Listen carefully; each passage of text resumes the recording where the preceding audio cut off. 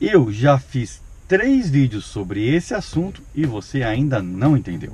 Meu nome é Marlon, eu sou motorista Uber e eu já fiz 3 vídeos falando sobre como é o pagamento da Uber para o motorista. Mesmo assim, eu ainda recebo muitas, mas muitas mensagens aqui no canal, no Facebook, no WhatsApp, de pessoas perguntando como é que funciona esse pagamento. Por isso, nesse vídeo eu vou explicar novamente, detalhe por detalhe. Além de eu explicar como funciona o pagamento da Uber para nós motoristas, eu vou também dar a minha opinião sobre isso. Então acompanhe para ver as duas coisas. Bom, agora o motorista Uber, ele recebe proporcionalmente ao que ele roda, igualzinho ao táxi e igualzinho como a Uber funcionava lá no início, em 2015, quando eu comecei na Uber. É o famoso Uberímetro, fazendo aí uma analogia ao taxímetro. No Uberímetro, nós motoristas recebemos a tarifa base, mais o quilômetro rodado, mais o minuto rodado. E nós recebemos esses valores independente do quanto o passageiro pagou para a Uber. E quais são esses valores que nós recebemos? Bom, os valores são as tarifas da sua cidade, menos 25%. Por isso que eu digo que os 25% não acabou, porque ele diz justamente o quanto nós motoristas recebemos. No caso de São Paulo, a tarifa do UberX para o passageiro é tarifa base de R$ 2,00, quilômetro de R$ 1,40 e o minuto 26 centavos. Essa é a tarifa para o passageiro.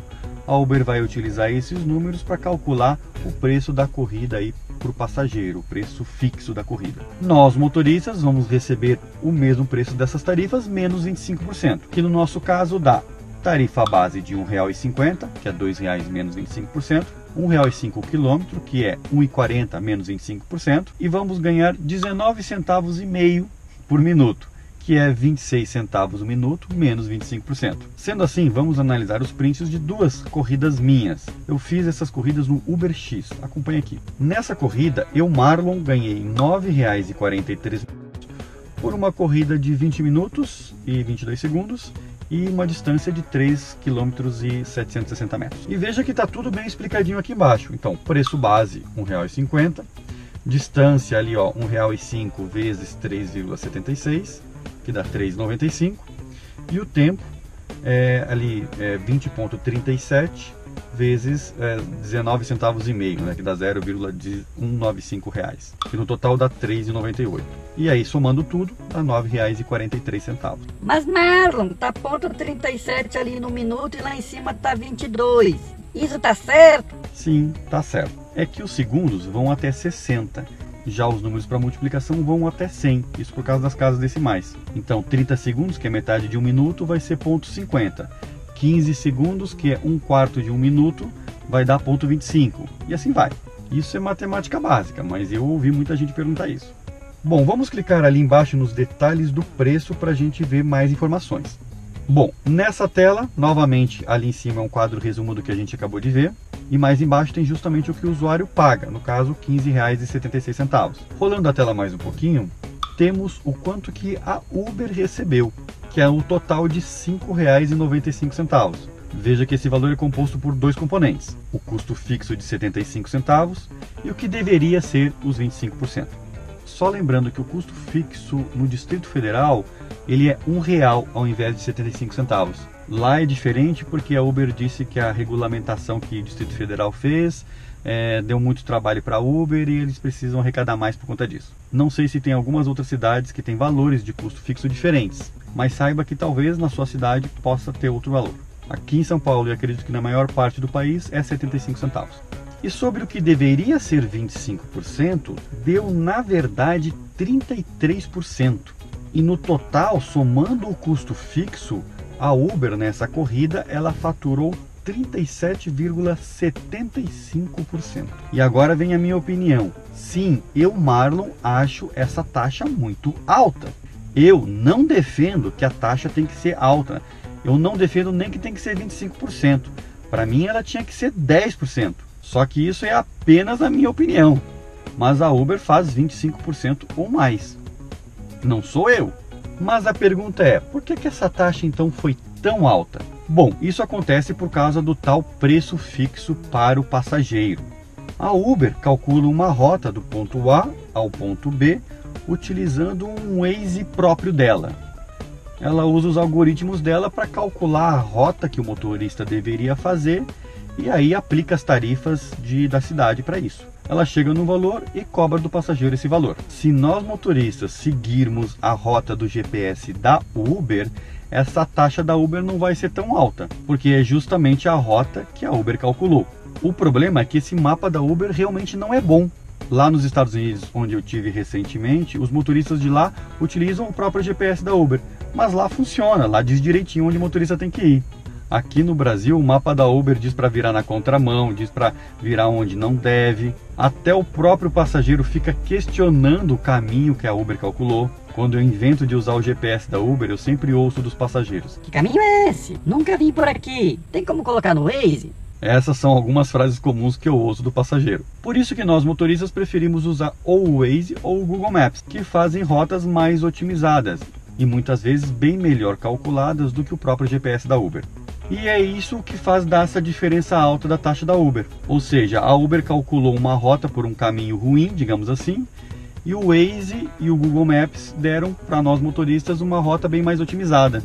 E por a gente usar uma ferramenta diferente do que a própria Uber, é porque essa taxa acaba ficando maior do que 30%, por exemplo. Agora vejamos um outro caso de uma outra corrida minha. Nessa corrida eu ganhei R$ 40,16 por uma duração de 44 minutos, 14 segundos e 28,61 km no Uber X. Então a continha está ali, preço base de R$ 1,50, 28,61 km vezes R$ 1,05 e o tempo é 44,24 vezes 19,5 centavos, totalizando meus ganhos de R$ 40,16. Vamos clicar ali nos detalhes do preço. Aí nessa outra tela ali em cima, o mesmo quadro resumo, dizendo quanto eu ganhei, e ali mais embaixo dizendo quanto que o usuário pagou. No caso, ele pagou R$ 51,14. A princípio deu R$ 51,47. A Uber, por algum motivo que eu desconheço, resolveu dar um desconto de 33 centavos para esse passageiro. E no total ele pagou R$ 51,14. Vamos olhar um pouquinho mais embaixo agora.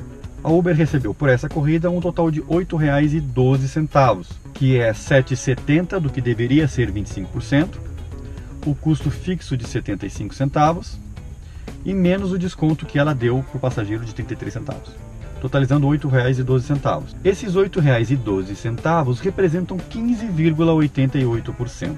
Ou seja, tem alguns casos que nós motoristas fazemos um caminho maior do que o planejado pelo GPS da Uber, que em casos como esse a própria Uber sai perdendo. Perdendo nada, porque 15% também já é bastante, né? Eu até vi um caso onde o motorista ganhou mais do que o passageiro pagou. Eu vou deixar o print bem aqui.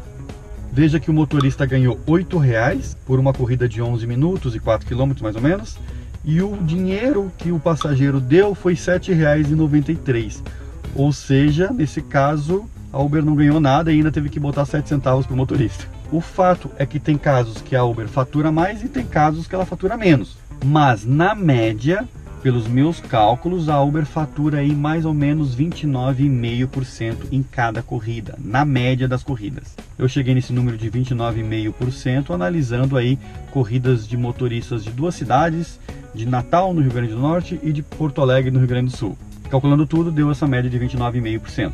Como eu disse antes, eu, Marlon, acho que essa taxa de 29,5% é muito alta sim.